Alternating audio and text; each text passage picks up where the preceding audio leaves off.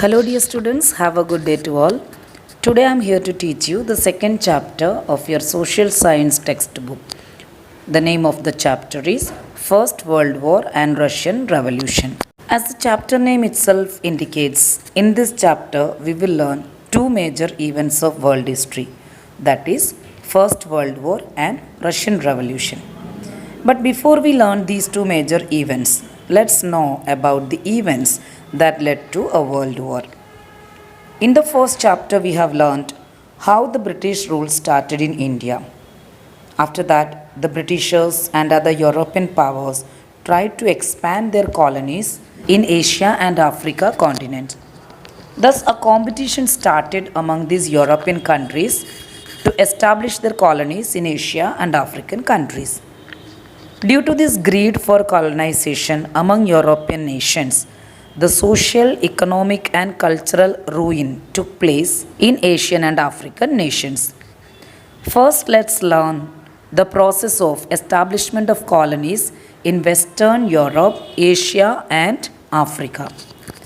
So, the first topic, colonialism in Western Europe. The West European countries wanted to expand their empire in Asia and Africa. In this greed for establishing their colonies in Western Europe, they did not leave even their neighboring countries also.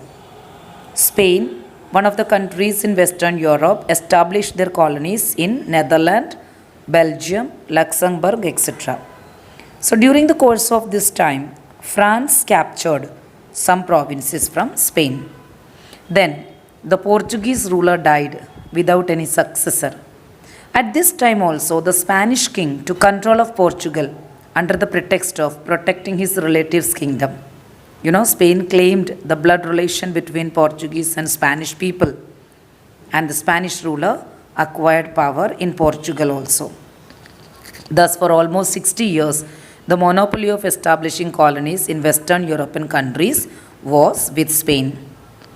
In the same way, Italy and Germany were captured by France and Austria.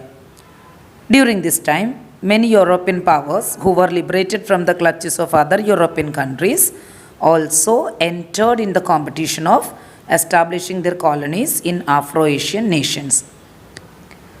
Now let's learn about the colonialism in Asia. After establishing their colonies in India, England expanded its colonies in the neighboring countries of India, such as Sri Lanka, Myanmar, Singapore, and Malaysia. They made their colonies in China also. Thus, China and England had a good trade relations. But due to the conflicts took place between England and China on the issue of opium trade, there were two wars took place between England and China. And these wars came to be called as Opium War in history. So in this war, China was defeated and they had to give away 5 ports to England, where England could carry on their trade, and thus England expanded their colonies in China.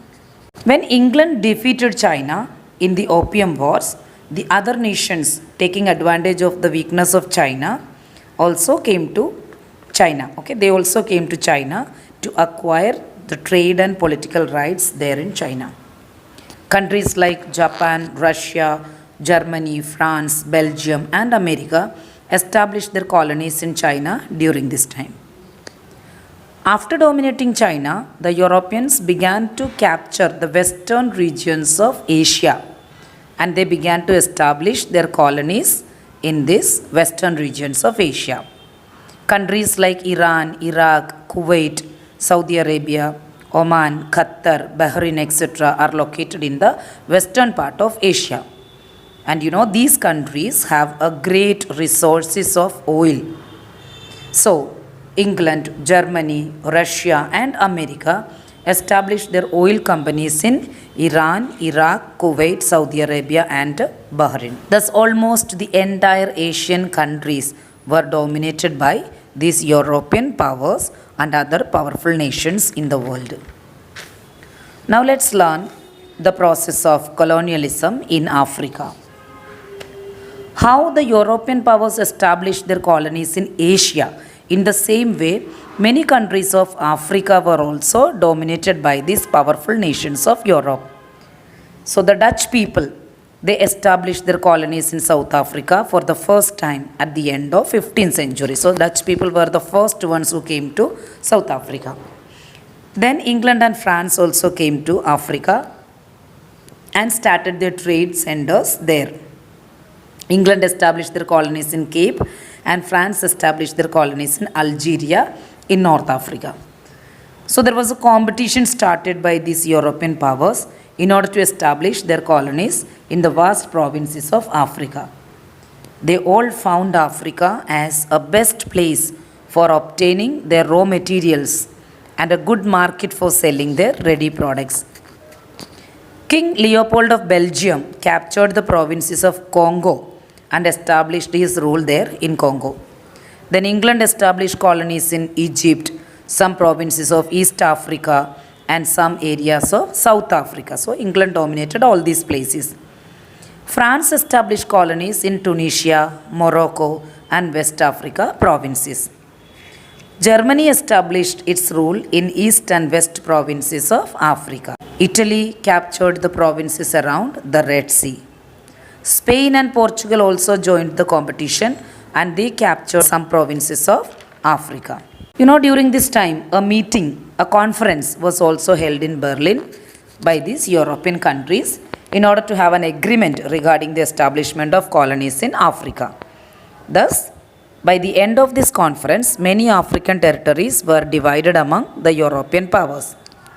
Thus, the entire Africa continent was dominated by the different European nations. In this competitive atmosphere of these European nations, Germany and Italy also became more ambitious and they began to compete with other powerful nations in the field of industrialization, commercialization, and colonization. Thus, this competition changed the global scenario and the development of some of these countries were stopped. And this created an atmosphere of dissatisfaction among these countries. And this feeling of dissatisfaction ultimately led to the First World War. Hope that these three topics are clear to all of you. Let me wind up the session here today, and the chapter will be continued in the next session. Until then, take care. Bye.